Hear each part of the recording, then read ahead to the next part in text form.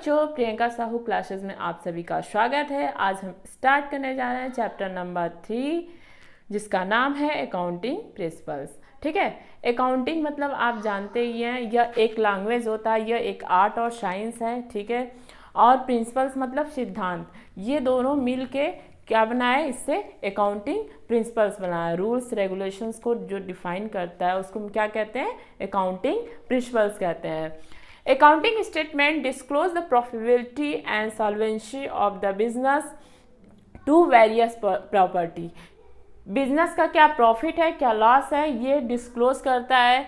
और बिजनेस में कितना सॉल्वेंसी, बिजनेस में कितना कैश है, लाइबिलिटीज है, एसेट्स है, इसके बारे में क्या करता है, डिस्क्लोज करता है, बताता है। It is therefore necessary that such statement should be prepared according to standard language and set rules। ये जो प्रिपेयर्ड होता है, ये स्टेटमेंट बनता है स्टैंडर्ड लैंग्वेज से और रूल्स से, रूल्स और रेगुलेशन से ये क्या होता है, ये बनता है आपका। ठीक है, इसके बाद हम देखेंगे इसको हम क्या कहते हैं। These rules are usually called generally accepted accounting principles. इस रूल्स को हम क्या कहते हैं, जनरली एक्सेप्टेड अकाउंटिंग प्रिंसिपल्स बोलते हैं, जिसको GAAP भी कहते हैं। ठीक है, इसका GAPP का फुल फॉर्म क्या है, जनरली एक्सेप्टेड अकाउंटिंग प्रिंसिपल्स। इसके बाद हम देखेंगे नेचर या कैरेक्टरिस्टिक्स ऑफ अकाउंटिंग प्रिंसिपल। पहला क्या है, accounting principles are uniform set of rules. ये क्या है, यह एक यूनिफॉर्म सेट्स ऑफ रूल्स है। ठीक है, यहाँ पे जो भी रूल्स होते हैं एक समान होते हैं। ठीक है, जो भी नियम कानून होंगे सब एक समान होंगे। इसके बाद है अकाउंटिंग प्रिंसिपल और मैन मेड। यह मैन मेड प्रिंसिपल्स है, ये लोगों के द्वारा बनाया गया है, ये प्राकृतिक नहीं है। मैन मेड मतलब आम आदमी के द्वारा बनाया गया, लोग ऑब्जर्व करके, चीज़ों को ऑब्जर्व करके इस प्रिंसिपल्स को बनाते हैं। ठीक है, अकाउंटिंग प्रिंसिपल्स आर फ्लेक्सिबल। ये रिजिड नहीं है, ये स्ट्रिक्ट नहीं है कि जो हमने बना दिया उसी जो सिद्धांत बन गया उसी को फॉलो करना है, नहीं। इसमें कुछ मॉडिफाइंग, कुछ चेंजिंग हो सकते हैं समय के अनुसार, या जो ज़रूरत है उसके हिसाब से चेंजिंग हो सकती है। फ्लेक्सिबल होती है, रिजिड नहीं होती है, ध्यान रखना। अकाउंटिंग प्रिंसिपल्स आर जनरली, ठीक है, ये जनरली ये क्या होते हैं, इसके 3 क्राइटेरिया होते हैं। रिलीवेंस होता है, ऑब्जेक्टिविटी होती है, फैसिबिलिटीज होती है। रिलीवेंस क्या होता है कि इसमें जो भी आपका इंफॉर्मेशन है वह रिलेटिव हो। ठीक है, उससे रिलेटेड हो, फालतू के इंफॉर्मेशन मत डालो। ठीक है, इसके बाद ऑब्जेक्टिविटी में क्या होता है, ऑब्जेक्टिविटी में होता है आपका कि जब आप जो भी अकाउंटिंग बना रहे हो, जो अकाउंट्स बना रहे हो, वो ट्रू और फेयर हो, उसमें कोई फ्रॉड ना हो। ठीक है, उसमें कोई चोरी ना हो, धोखाधड़ी ना हो, ऐसा कुछ नहीं होना चाहिए। फैसिबिलिटीज में होता है कि आप जो भी अकाउंट्स बना रहे हो उसमें कोई नुकसान ना हो, एक्स्ट्रा कास्ट न गिरे। जैसे मार्कर बना रहे हैं 8 रुपये गिरे, ऐसा ना हो कि कहीं उल्टा सीधा कुछ काम कर दें कि 9 रुपये 10 रुपये इस पर खर्चा आने लगे, 8 ही रुपये आना चाहिए। ठीक है, तो ऐसा मत बनाओ अकाउंट, मेरा फैसिबिलिटीज होनी चाहिए। काइंड्स ऑफ अकाउंटिंग प्रिंसिपल, देखो 2 अकाउंटिंग प्रिंसिपल्स होते हैं। अकाउंटिंग प्रिंसिपल्स कितने टाइप्स होते हैं, 2 होते हैं। एक अकाउंटिंग कन्विक्शन होता है, एक अकाउंटिंग कॉन्सेप्ट्स होता है। अकाउंटिंग कॉन्सेप्ट्स को अजम्पशंस भी बोलते हैं। ठीक है, अकाउंटिंग कॉन्सेप्ट्स क्या होता है, ये आपका चेंज नहीं होता है, और अकाउंटिंग कन्विक्शन होता है, ये वैल्यू बेस्ड होता है, ये चेंज होता रहता है। तो एक करके डिस्कस करेंगे। अकाउंटिंग कॉन्सेप्ट क्या है, ये फॉलोइंग ट्रीटेड है, इसके कुछ बेसिक कॉन्सेप्ट्स हैं। AS अकाउंटिंग स्टैंडर्ड 1 के हिसाब से 3 फंडामेंटल एजम्पशन है। ठीक है, कॉन्सेप्ट्स हैं। पहला क्या है, गोइंग कंसर्न कॉन्सेप्ट, दूसरा कंसिस्टेंसीज कॉन्सेप्ट, तीसरा accrual concept. Going concern concepts में क्या होता है कि ऐसा नहीं, जब आप बिजनेस स्टार्ट करते हो तो ये सोच के बिजनेस नहीं स्टार्ट करते कि भाई आज चलेगा कल बंद हो जाएगा, ऐसा नहीं है। आप ये सोचते हो कि भाई मैंने बिजनेस स्टार्ट किया है तो ये लंबे समय तक चलेगा। ऐसा नहीं है कि 1 साल 2 साल 3 साल 4 साल बंद हो गया, ऐसा नहीं। हम सोचेंगे कि ये बिजनेस चलता जाएगा, लोग आते जाएंगे, चले जाएंगे, आते जाएंगे, जाते जाएंगे, बट मेरा बिजनेस क्या है, कंटिन्यू चलता रहेगा। यहाँ पे बंद होने की बात हमने सोचते हैं कि नहीं, बिजनेस स्टार्ट किया और बंद हो गया, नहीं, हमारा बिजनेस कंटिन्यूअसली चलता रहेगा, चलता रहेगा।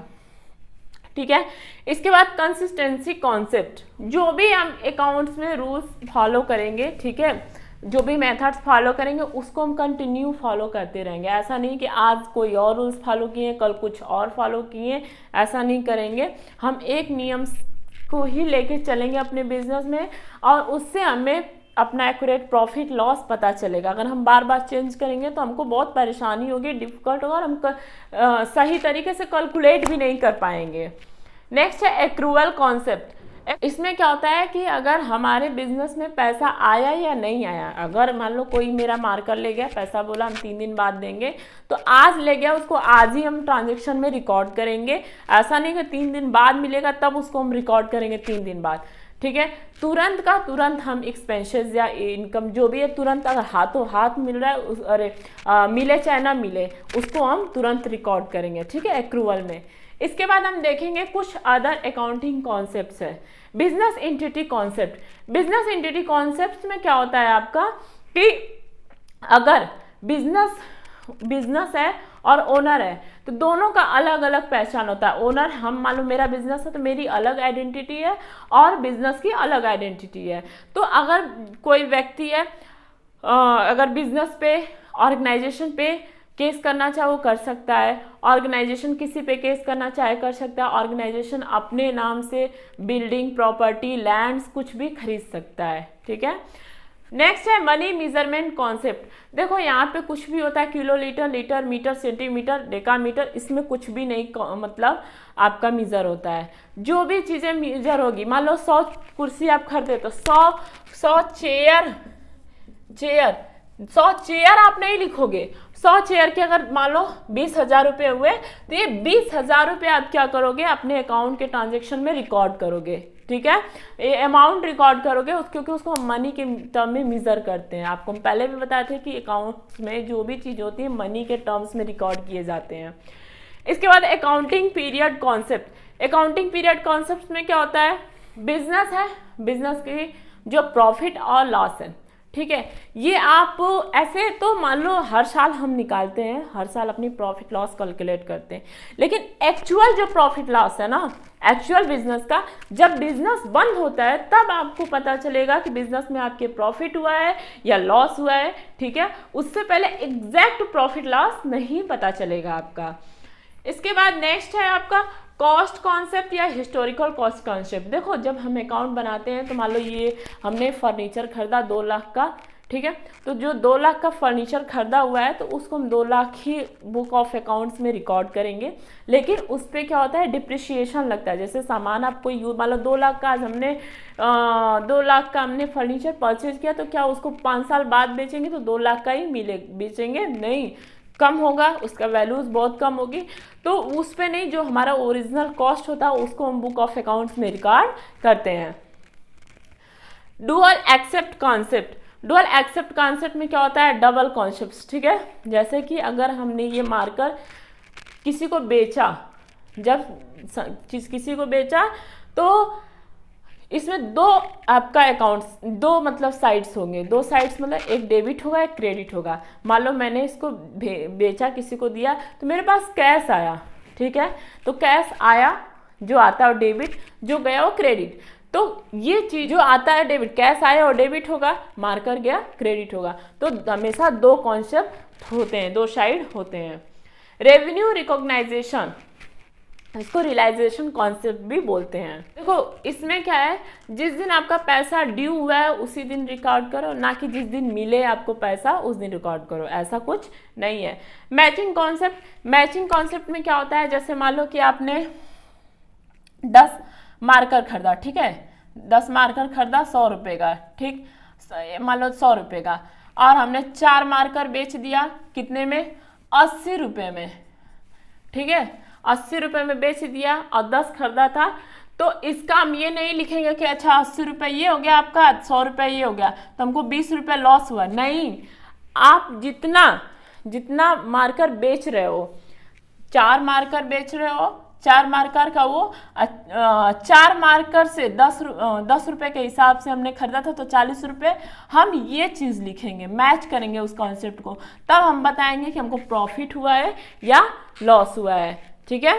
इसके बाद हम देखेंगे ऑब्जेक्टिविटी कॉन्सेप्ट। जो भी अकाउंट्स है इसमें कोई धोखाधड़ी ना हो, पर्सनल बायरनेस ना हो, जो भी बने ट्रू और फेयर बनना चाहिए, ठीक है। इसमें कोई धोखाधड़ी नहीं होनी चाहिए, पर्सनल बायरनेस नहीं होनी चाहिए।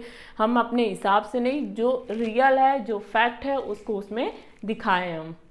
देखो अकाउंटिंग कन्वेंशंस में तीन होते हैं, ठीक है, 3 टाइप्स होते हैं। इसमें पहला आपका होता है कन्वेंशंस ऑफ फुल डिस्क्लोजर।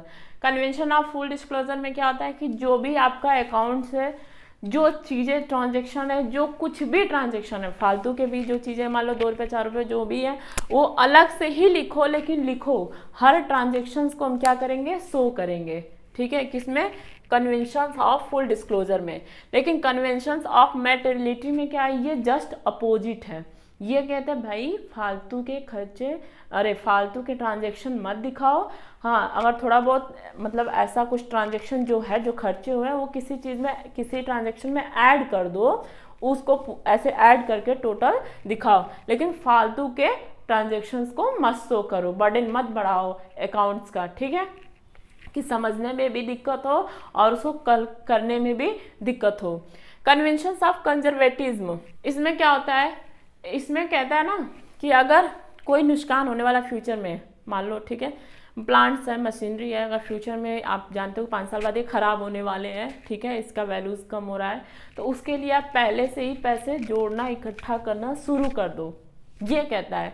लेकिन क्या, इनकम अगर हुआ है, इनकम अगर होने वाला है, अगर आपके पास आया नहीं है, तब तक खुश मत होगो, ठीक है। वो कहता है जब पैसे आपके हाथ में आ जाएंगे तब खुश होना, तब उसको रिकॉर्ड करना, पहले से उसको मत, जब खुश हो को डोल पीटो कि भाई हम प्रॉफिट में हैं। भाई अभी आपके हाथ में पैसे आए नहीं हैं, ठीक है।